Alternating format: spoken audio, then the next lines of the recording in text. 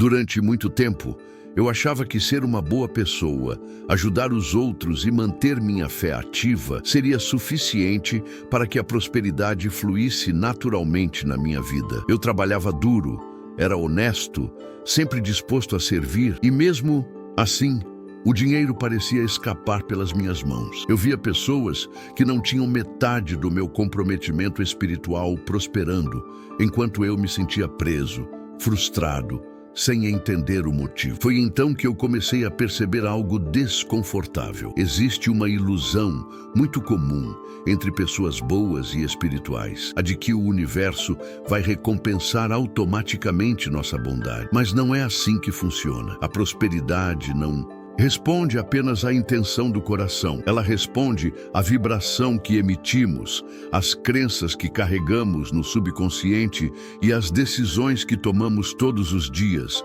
muitas vezes influenciadas por ideias distorcidas sobre o que é certo ou errado em relação ao dinheiro. Foi quando comecei a observar minhas crenças mais profundas que percebi um padrão invisível que me limitava. Sempre ouvi que o dinheiro era uma fonte de corrupção, que os verdadeiros espiritualistas não deveriam se preocupar com riqueza, que ambição era sinal de ego e afastamento de Deus. Sem perceber, carregava culpa por desejar uma vida próspera. Eu me sabotava inconscientemente, dizendo, não preciso de muito, o suficiente está bom, como se fosse errado querer mais. Essas ideias que pareciam humildes e virtuosas estavam, na verdade, bloqueando meu fluxo financeiro. Eu entendi que o universo não julga, ele apenas responde ao que acreditamos. E se no fundo eu acreditava que ser rico me afastaria da minha essência ou faria mal aos outros, eu nunca conseguiria prosperar, por mais boa intenção ou esforço que colocasse no meu caminho. Foi aí que percebi algo ainda mais sutil. A crença de que sofrimento e esforço excessivo são pré-requisitos para merecer abundância.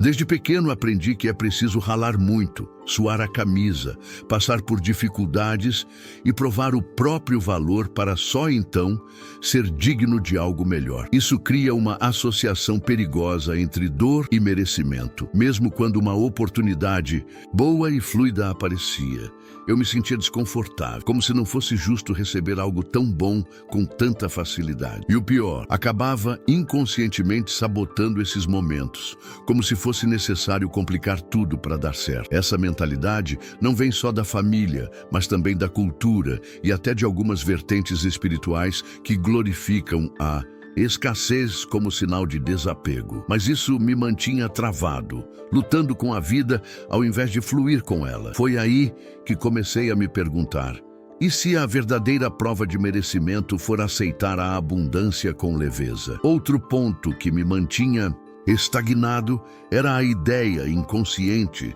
de que ter dinheiro me afastaria das pessoas que eu amo ou até me tornaria alvo de inveja, rejeição e julgamentos. Em muitos momentos, eu me pegava recusando oportunidades promissoras ou desviando de caminhos mais prósperos e não entendia por quê. Aos poucos, percebi que no fundo havia um medo de que, ao crescer financeiramente, eu deixaria de pertencer ao meu grupo, à minha família ou à minha comunidade, como se enriquecer fosse, de certa forma, trair minhas raízes ou despertar a rejeição daqueles que sempre estiveram comigo. Essa lealdade invisível à escassez me fazia caminhar com o freio de mão puxado. Eu precisava entender que crescer não significa abandonar ninguém, mas abrir caminho para inspirar, compartilhar e transformar. É como acender uma vela que pode acender outras sem apagar a própria chama. Em um certo ponto da minha jornada,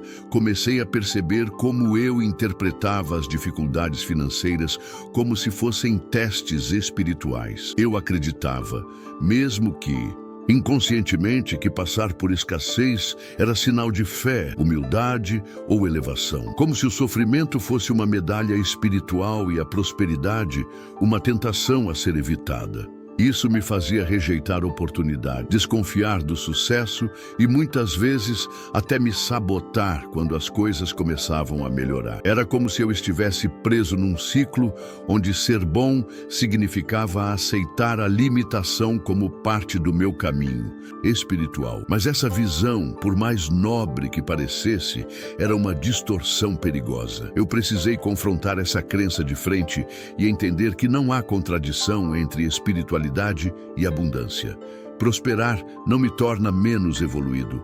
Pelo contrário, me dá mais recursos para servir, contribuir e expandir minha missão no mundo. Em um certo ponto da minha jornada, comecei a perceber como eu interpretava as dificuldades financeiras como se fossem testes espirituais. Eu acreditava, mesmo que inconscientemente, que passar por escassez era sinal de fé, humildade ou elevação. Como se o sofrimento fosse uma medalha espiritual e a prosperidade uma tentação a ser evitada. Isso me fazia rejeitar oportunidades, desconfiar do sucesso e muitas vezes até me sabotar quando as coisas começavam a melhorar. Era como se eu estivesse preso num ciclo onde ser bom significava aceitar a limitação como parte do meu caminho espiritual. Mas essa visão, por mais nobre que parecesse, era uma distorção perigosa. Eu precisei confrontar essa crença de frente e entender que não há contradição entre espiritualidade e abundância. Prosperar não me torna menos evoluído. Pelo contrário, me dá mais recursos para servir, contribuir e expandir minha missão no mundo. Outro fator oculto que me mantinha travado financeiramente era o medo inconsciente de ser rejeitado. Desde pequeno, aprendi que dinheiro criava divisão. Quem tinha muito era visto como ganancioso, egoísta, distante. Eu queria ser aceito, querido, fazer parte. E no fundo, eu acreditava que se prosperasse demais, perderia vínculos importantes. Esse medo silencioso fazia com que eu sabotasse oportunidades, recusasse propostas vantajosas ou demorasse para agir. Eu queria crescer, mas não queria me afastar de quem eu amava. Quando percebi isso, entendi que a verdadeira conexão não depende do meu saldo bancário. Pessoas que me amam de verdade vão se alegrar com o meu sucesso. E as que se afastam, talvez nunca estiveram verdadeiramente comigo. Eu não precisava mais escolher entre pertencer e prosperar. Eu podia ter os dois, sem culpa, sem medo, apenas sendo quem eu sou, com autenticidade e liberdade. Por fim, percebi que o maior bloqueio não era externo, mas interno. Eu dizia que queria prosperar, mas dentro de mim existia uma voz que repetia que ainda não era o momento, que eu precisava evoluir mais espiritualmente, que não podia querer coisas materiais. Essa dualidade me fazia andar em círculos. Foi só quando entendi que espiritualidade e prosperidade não são opostos, mas complementares, que tudo começou a mudar.